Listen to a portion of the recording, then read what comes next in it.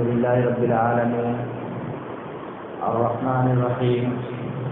مالك يوم الدين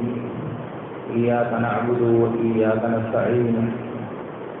والصلاة والسلام على نبينا محمد وآله وأصحابه أجمعين ومن تبعهم بإحسان إلى يوم الدين وأشهد أن لا إله إلا الله وحده لا شريك له وأشهد أن محمدا عبده ورسوله أما بعد فإن خير الحديث كتاب الله وخير الهدي هدي محمد صلى الله عليه وسلم وشر الأمور محدثاتها وكل محدثة بدعة وكل بدعة ضلالة. معزز حاضرین، اللہ رب العالمین نے ہم انسانوں کو حکم دیا ہے کہ طلوع فجر سے لے کر سورج ڈوبنے تک کھانا، پانی اور جماع یا دوسری چیزیں جو ان کے ہم مانع ہیں ان سے باز آ جائیں. اس کا مطلب یہ ہے کہ اگر دن کے اوقات میں ہم نے ان تینوں چیزوں میں سے کوئی چیز کیا تو ہمارا روزہ باطل ہو جائے گا اور وہ روزہ نہیں رہ جائے گا. اس لیے میں ابھی آپ سے عرض کرتا ہوں وہ چیزیں جن سے ہمارا روزہ ٹوٹ جائے گا. تو پہلے نمبر پر ہے جماع اور ہم بستری کرنا. شوہر اور بیوی کے درمیان اگر دن میں تعلق قائم ہو تو یہ چیز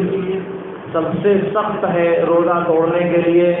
اور اس سے صرف روزہ نہیں ٹوٹتا بلکہ ایک دن روزہ تو رکھنا ہی ہوتا ہے اس کے بدلے میں، اور دوسری چیز اس میں کفارہ بھی دینا ہوتا ہے. اسی لیے روزہ توڑنے والے جو اعمال ہیں ان میں سب سے سخت یہی ہے کہ اس کے نتیجے میں اگر انسان کے پاس طاقت ہے تو غلام آزاد کرے، اور اگر نہیں طاقت ہے تو مسلسل 2 مہینے یعنی 60 دن روزہ رکھے، اور اگر اس کی بھی طاقت نہیں ہے تو 60 مسکینوں کو کھانا کھلائے. یہ سخت سزا متعین کیا اللہ رب العالمین نے جو رمضان کے دنوں میں اپنے بیوی کے ساتھ تعلق بناتا ہے یا ہم بستری کرتا ہے. دوسرے نمبر پر روزہ توڑنے والی چیز ہے کھانا اور پینا. کھانا اور پینا سے مراد یہ ہے کہ جیسے کوئی چیز انسان منہ کے ذریعہ اپنے ہاتھ سے کھاتا یا پیتا ہے، لیکن اس کے علاوہ کسی بھی ذریعے سے،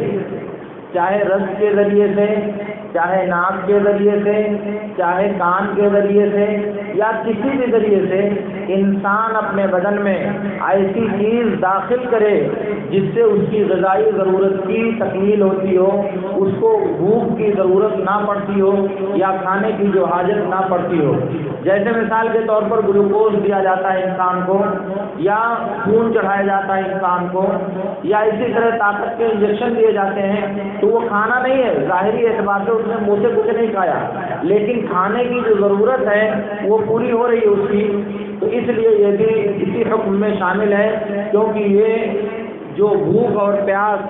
برداشت کرنا ہے، کھانا اور پانی سے باز رہنا ہے، یہ اس حکم میں شامل ہے کہ اس کی وجہ سے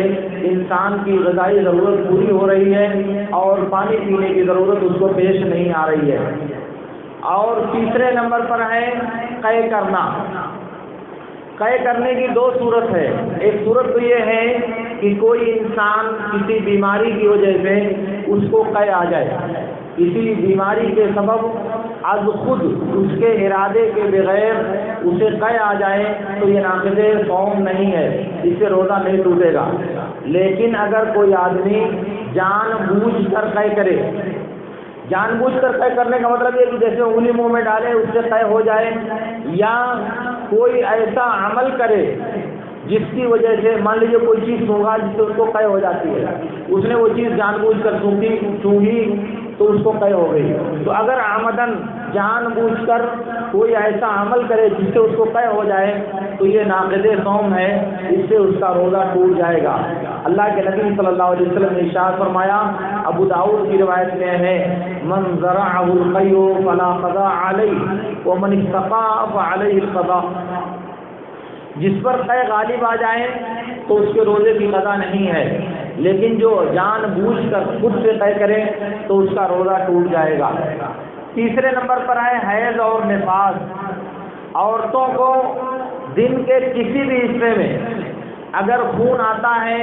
چاہے مہینے کا خون ہو یا پیدائش کا خون ہو، جسے نفاس کہا جاتا ہے، تو یہ دونوں روزہ توڑ دینے کا سبب ہے۔ فرض کیجئے کہ ایک عورت روزہ ہے مغرب سے 10 منٹ پہلے، 5 منٹ پہلے اس کو خون آ گیا تو اس کا روزہ وہ باطل ہو جائے گا، بعد میں اس کو اس روزے کی قضا کرنی ہوگی۔ تو خون کا آنا، چاہے حیض کا خون ہو یا نفاس کا خون ہو، اس سے عورت کا روزہ ٹوٹ جاتا ہے، اور اس کے بدلے میں اس کو آگے آنے والے دنوں میں ایک دن یا جتنے دن روزہ ٹوٹے گا اس کی قضا کرنی ہوگی۔ اسی طرح سے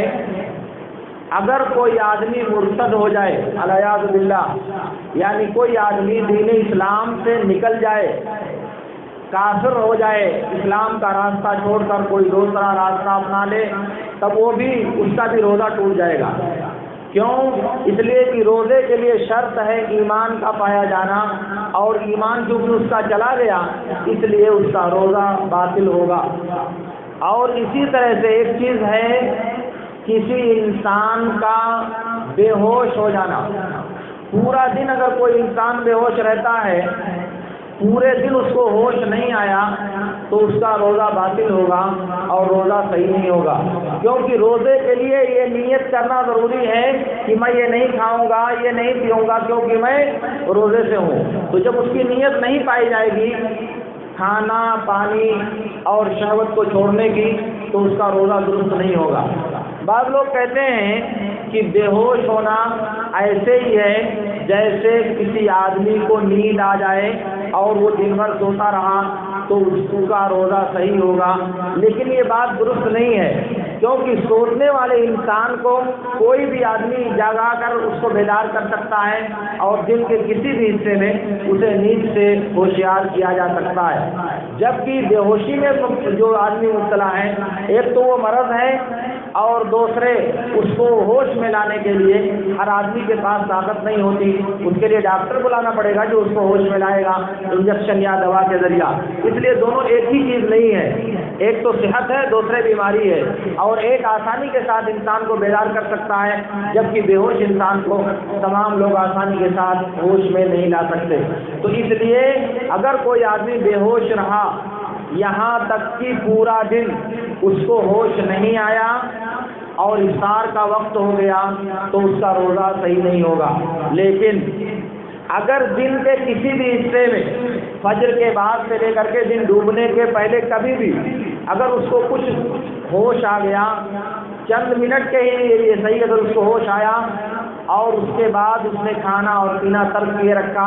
اور نیت کیا کہ میں روزے سے ہوں اس لیے چیزیں نہیں کھاؤں گا، تو اس کا روزہ صحیح ہوگا۔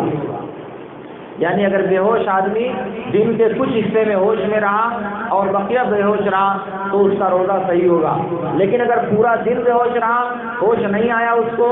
تب اس کا روزہ صحیح نہیں ہوگا۔ اسی طرح سے روزہ توڑنے والی ایک چیز اور ہے کہ کوئی آدمی روزہ توڑنے کی پختہ نیت کر لے، پکا ارادہ کر لے کہ میں روزہ توڑنے والا ہوں،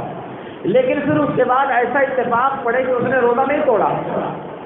تو ایسی صورت میں اس کا روزہ صحیح نہیں ہوگا، بلکہ اس کے بدلے میں اس کو ایک دن روزہ قضا کرنی پڑے گی۔ یہ بات آپ سمجھ لیں کہ روزہ توڑنے کی اس نے نیت کیا، پکا ارادہ ہے کہ میں اب روزہ نہیں رکھوں گا، لیکن اس کے بعد اس کو کھانے کے لیے کچھ نہیں ملا،